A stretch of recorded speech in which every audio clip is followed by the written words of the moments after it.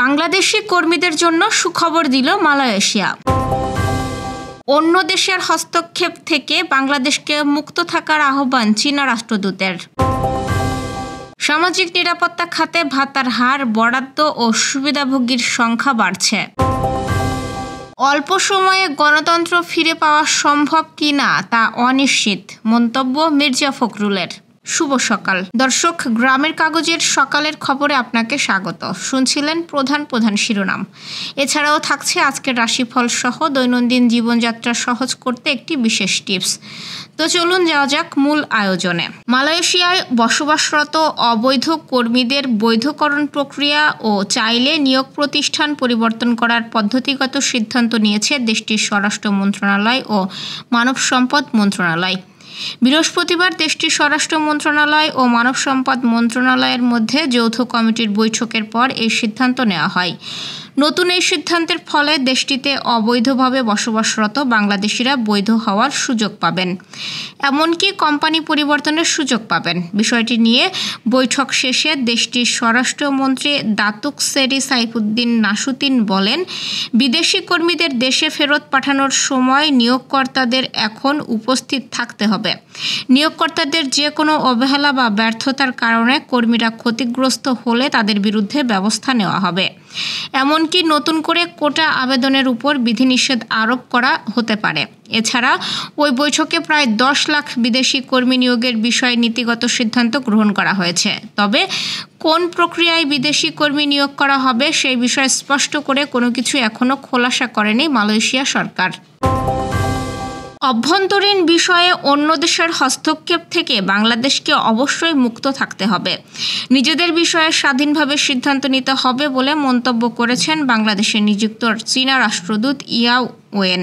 বাংলাদেশ সঙ্গে সম্পর্কের 50 বছর পূর্তি উপলক্ষে আয়োজিত এক অনুষ্ঠানে এসব কথা জানান তিনি। এ সময় ইয়াও ওয়েন আরও বলেন, পরিস্থিতি শান্ত করতে উভয় দেশকে কাজ করতে হবে, কমাতে হবে উত্তেজনাও। তিনি জানান, এমন সংকটময় সময়ে চীন সবসময় সত্যের পক্ষে থাকবে। একই সঙ্গে বাংলাদেশের সার্বভৌমত্ব রক্ষায় পাশে থাকবে তার দেশ। চলতি মাসের শেষে শত ব্যবসায়ী, বিনিয়োগকারী সহ দেশটির বাণিজ্যমন্ত্রী বাংলাদেশে আসছেন। ইয়াও ওয়েনের দাবি, এত বড় বাণিজ্যিক প্রতিনিধি দল আগে বাংলাদেশে আসেনি। এর মাধ্যমে বাণিজ্য আরও প্রসারিত হবে। চীনের রাষ্ট্রদূত বলেন, স্থিতিশীলতা ছাড়া অগ্রগতি সম্ভব নয়। সংস্কার বাংলাদেশের অভ্যন্তরীণ বিষয়। আমরা পশ্চিমাদের মতন খোলামেলা কথা বলতে চাই না। বাজেটের আকার কমলেও প্রান্তিক জনগোষ্ঠী ও মূল্যস্ফীতি বিবেচনায় আগামী অর্থবছরের বাজেটে সামাজিক নিরাপত্তা খাতে ভাতার পরিমাণ, বরাদ্দ ও সুবিধাভোগীর সংখ্যা বাড়ানো হচ্ছে। নতুন করে 6,24,000 জনকে বিভিন্ন ভাতার আওতায় আনা হবে, যা আগের বছরের তুলনায় কম। সব ধরনের ভাতা 50 থেকে 100 টাকা বাড়িয়ে সর্বোচ্চ 900 টাকায় উন্নীত হচ্ছে। 12টি কর্মসূচির জন্য বরাদ্দ 1,750 কোটি টাকা বাড়িয়ে 19,707 কোটি টাকা করা হচ্ছে। বয়স্ক ভাতা পাচ্ছেন 61 লাখ মানুষ, বরাদ্দ 4,791 কোটি টাকা। বিধবা ভাতা পাচ্ছেন 29 লাখ জন, বরাদ্দ 2,278 কোটি টাকা। প্রতিবন্ধী ভাতার উপকারভোগী 34,50,000, বরাদ্দ 3,752 কোটি টাকা এবং মা ও শিশু সহায়তায় সুবিধাভোগী সংখ্যা 17,71,000 ছাড়াবে। তবে দুর্নীতি ও অনিয়মের অভিযোগ রয়েছে। সিপিডির তথ্যে দেখা যায়, যোগ্য 58 লাখ নারী পুরুষ ভাতা পান না, আবার অনুপযুক্ত অনেকে নিয়মিত ভাতা পাচ্ছেন। এতে বছরে প্রায় 1,500 কোটি টাকা অপচয় হচ্ছে। বিশেষজ্ঞরা কার্যকর তদারকি ও ড্যাশবোর্ড ব্যবস্থাপনার উপরও জোর দিচ্ছেন।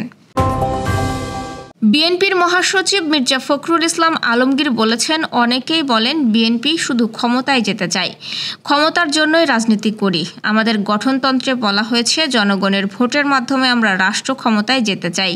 এ সময় আদৌ অল্প সময়ের মধ্যে গণতন্ত্র ফিরে পাওয়া সম্ভব কিনা তা অনিশ্চিত বলেও সন্দেহ প্রকাশ করেন তিনি।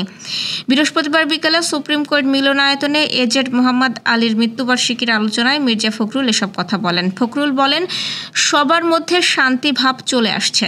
তারা ভাবছেন হাসিনা তো চলে গেছে, কিন্তু রাজনীতিবিদ হিসেবে আমার মনে হয় আমরা এখন সবচেয়ে ভঙ্গুর অবস্থানে আছি। আদৌ অল্প সময়ের মধ্যে গণতন্ত্র ফিরে পাওয়া সম্ভব কিনা এমন সন্দেহ প্রকাশ করে তিনি বলেন, দীর্ঘ 15 বছর ধরে আমরা লড়ছি। আমাদের লড়াইয়ের মূল বিষয় গণতন্ত্রের সংস্কার।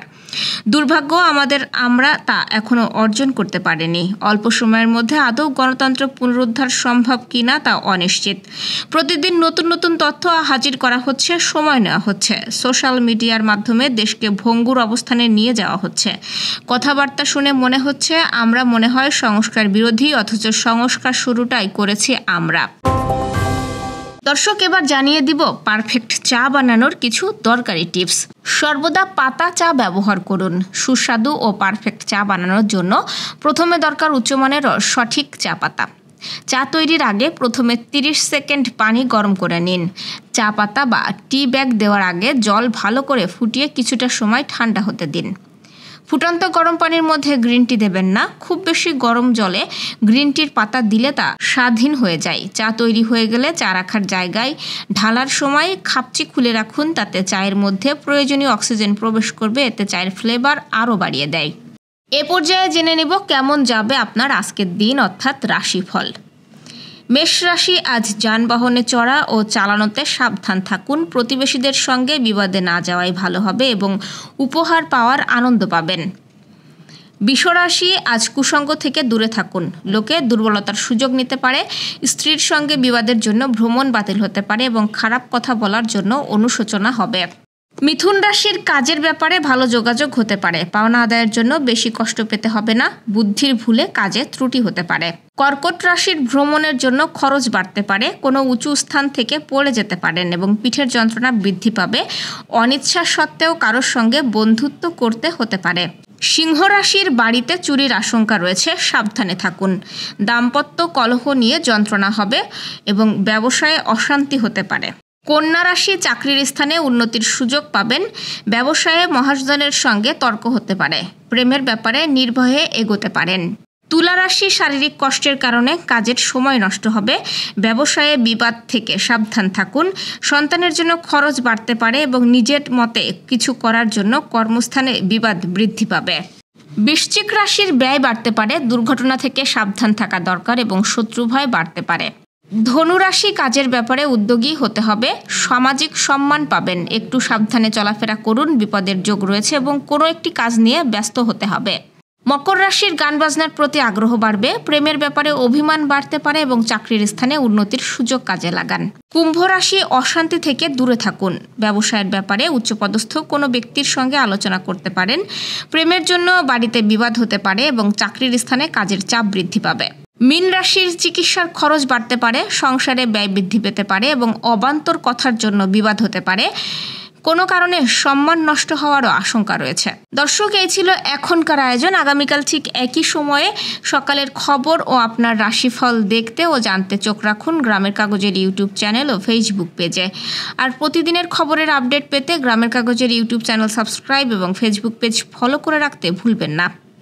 আমাদের পরের খবর দেখুন দুপুর 2:30টায়। শুভ বিদায়।